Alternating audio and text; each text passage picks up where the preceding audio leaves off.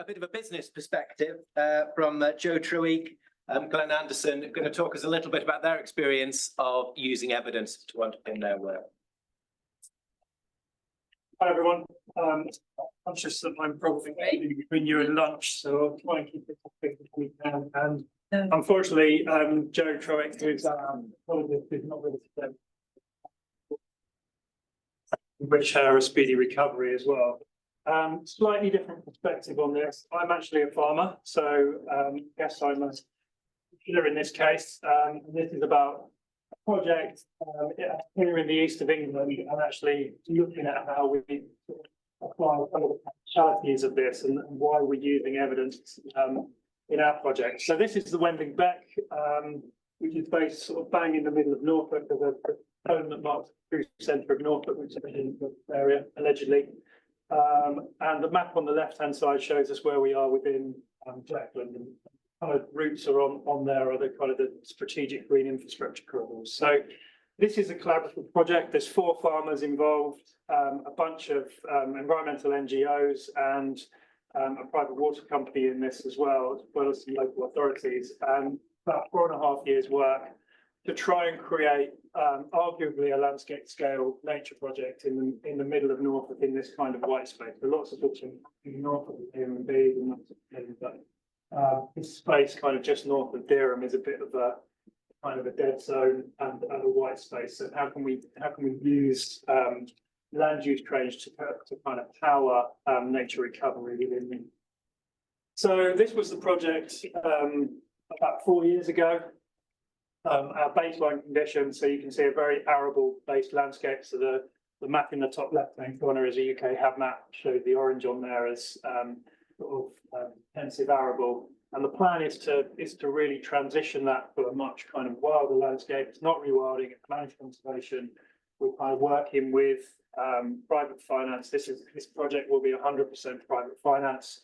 And you can see the map in the top left change significantly. This is looking at building a kind of a mosaic of different habitat types, quite a lot of high distinctiveness grasslands, connective woodland areas of scrub, but also still trying to have some element of food production in here as well. We'll keep some black currant sectors, which will transition over to a regenerative system, and we will need livestock to come into this to actually to kind of manage these habitats as we go forward. So in terms of how we've done this and how we look to finance this, it is a Biodiversity Net Gain project, so you'll be probably aware of that policy. Came into force on the 1st of February this year, and we were one of the pilot projects for England. We've been working through that for 4 years, working on lots of other mechanisms within that, such as conservation covenants, so legal agreements, which actually tie the land use in successive generations for nature outcomes, and that kind of a new concept. So as we talk about all of this stuff here today, to be able to implement this stuff practically on the ground, we need some new tools to be able to do that. And BNG is quite a good example of a kind of a government-backed policy, a compliance market, which is leading to investment in nature. We can really use it as a kind of an exemplar globally as to how we bring private finance into nature recovery and enable that kind of transition that we so desperately need based on all the insight of the communities. So looking at other ecosystem services, so particularly nutrients, we have a strategy in place for nutrient mitigation within the project, and that again allows us to sell nutrient credits to developers as part of the compliance market.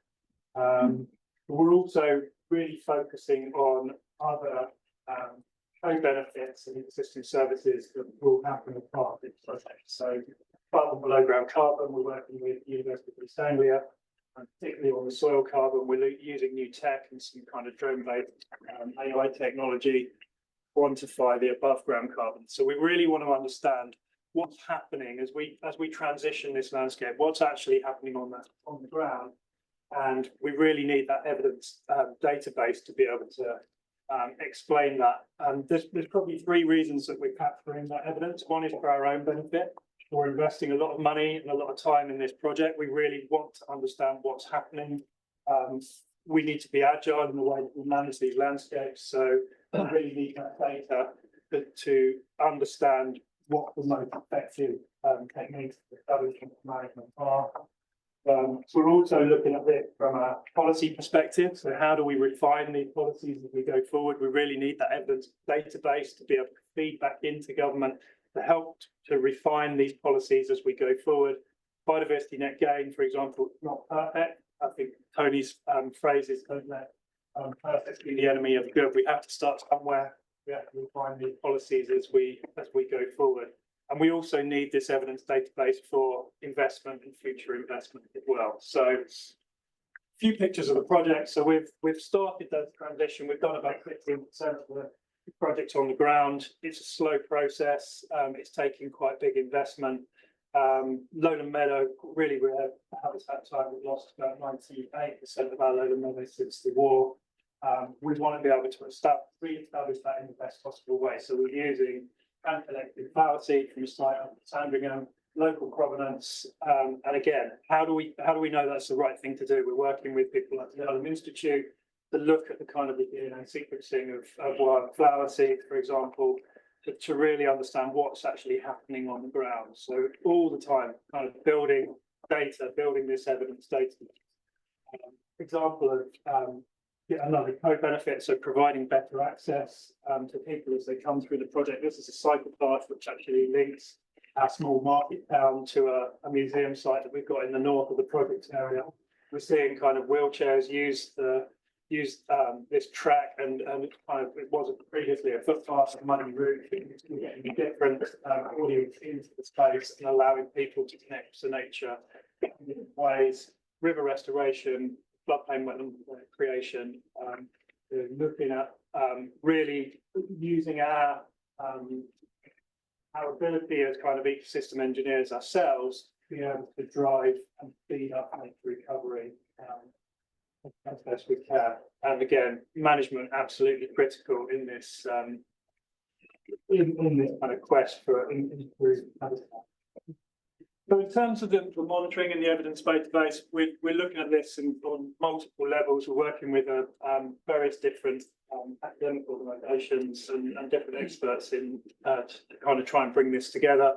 Bioacoustics, there's 26 bioacoustic monitors out on the project at the moment. We're looking at sort of novel techniques within the bioacoustics as well in terms of triangulation, trying to understand whether we can move that technology on to be able to look at abundance of different species within there and really test some of these kind of novel techniques. eDNA you'd be familiar with, so looking at comparing eDNA to traditional pitbull and different transects.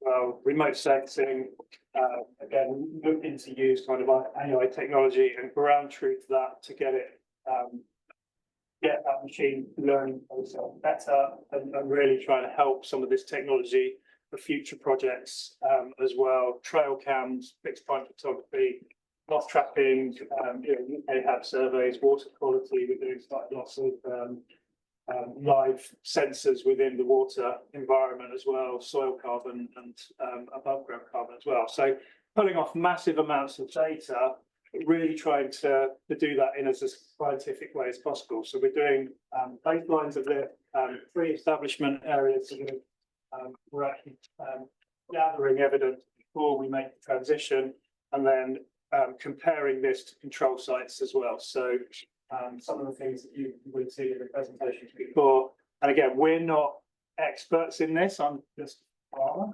so this is kind of new to us. But we have a real sense that we need to be able to collect this data to help ourselves and help the project become investable in the future. They say like every day is a school day. It feels like today is kind of like a whole term. For a few hours, and my brain's kind of helping. Everything that I've had this morning around how we can use this on this project and also other projects that we're working with. So water quality, we're working with a remote sensing company here. So looking at phosphorus, turbidity, nitrogen, dissolved oxygen and temperature. but also comparing this, some of this technology to manual surveys as well. So using the UEA labs to process manual samples that we're taking to compare exactly how this technology is performing in the field and how successful that is, but also capture data. One of the issues with manual surveys on water quality particularly is the water environment moves so quickly. So if you have an event at a water recycling centre, for example, the chances are you might miss that if you're only doing a survey every couple of weeks. This is taking a reading every 10 or 20 seconds, I think it is. So we're building up that kind of evidence database and actually feeding that back into a water as well. Soil carbon, we've got quite a thorough soil carbon methodology. We're looking at meter testing. We're very conscious that within the soil carbon environment, we want to look at stability and permanence within that soil carbon. So really trying to measure locked up soil carbon deep within the soil profile, giving ourselves a baseline at the beginning of the project before we started any of the habitat transition. Same with above ground carbon. Above ground biomass looks like what the carbon storage is within that before we start the transition of the habitat areas, so that we can come back to this in the future and understand how that's moving and really evidence how project, which is predominantly looking at biodiversity uplift, is also having these other benefits around carbon sequestration, for example. But, capturing all this data is great. We then need to be able to store that. So we're looking at a database, a bespoke database, which is pulling all of this information together and being able to then share that amongst different organisations to understand actually what's happening. So it's all very well capturing the data, but what can we do with it? And I think one of our frustrations out of going through this process is actually the lack of standardisation in that evidence database. So our view is that probably government should play a much stronger role in having standardised methodologies and capturing that data, but then also hosting that data and enabling people to understand how this species recovery curve is performing over time. If we haven't got that evidence, we don't really understand what's happening in the landscape. So just moving on quite quickly, this one of our commitments. So TNC were one of our funders within Wendling Beck. Our kind of commitment to them at the beginning of the project was that we would scale and replicate and share the knowledge that we'd assembled. And we set up a small consulting business about 18 months ago called Swallowtail, which was by accident. We didn't really want to do that, but we had to find a way to take this knowledge and apply it to different projects. And this is actually a kind of a network recovery map for the Eastern region for all the projects that we're involved in. Let's say there's a few that you're not aware of. And actually, Esme helped us pull this together. But we're working with a much bigger group of projects across the East now. It covers about over 500,000 acres we've plotted up. So some really big projects within there, but some really worthy ones in terms of the amount of nature recovery that they will deliver on the ground, but also how they will transition to this kind of model of blended finance, so bringing in private finance to sit alongside public money. And there's probably a rough guess, sort of £2 or £3 billion worth of investment in those projects over time. So that's our challenge, to understand how that will work. But this is kind of a really important journey that we're going through to really embed nature recovery across this kind of pretty much intensively farmed landscape at the moment. How that might work, just our thoughts on nature markets. So there's an awful lot of being spoken about nature markets at the moment. The money's not really moving that much. It's really a kind of a nascent market, but we sort of see these kind of 5 broad buckets plus the public finance in the middle. And you have this kind of institutional investor, and these logos, they're just picked at random. So there's loads of other companies involved. Everyone can kind of fit in that we are either speaking to or aware of, are actively involved in this space. But institutional investors at the moment tend to be quite interested in carbon. And that's because they're really looking for a return on investment. That return on investment is typically quite big, it's around 15%. And that investment in carbon is seen as a kind of a relatively risk-free bet from that investment perspective. So there is a kind of an expectation that at the moment carbon is undervalued, and over time that will increase in value, and that's where that return on investment comes. We have these compliance markets, so things like nutrient neutrality, biodiversity net gain. I think we have water neutrality here in Cambridge. So they're things that people have to invest in to be able to do the things that they want to do, like development. And that creates a market for credits such as biodiversity net gain, which drives investment into nature outcomes. We then have this kind of principle of supply chain or environmental social governance or corporate responsible CSR, whatever you want to call it, and that's where things like emerging TNFD, organisations, corporates investing in resilience within their supply chain over time, and that at the moment tends to be in things like water security, the replenished markets. You're starting to see people with the Ames badge, kind of regenerative farming and that sort of thing now as well. So some of that could be consumer leaning as well in terms of market. We have these credit platforms, so a bunch of names up there as well.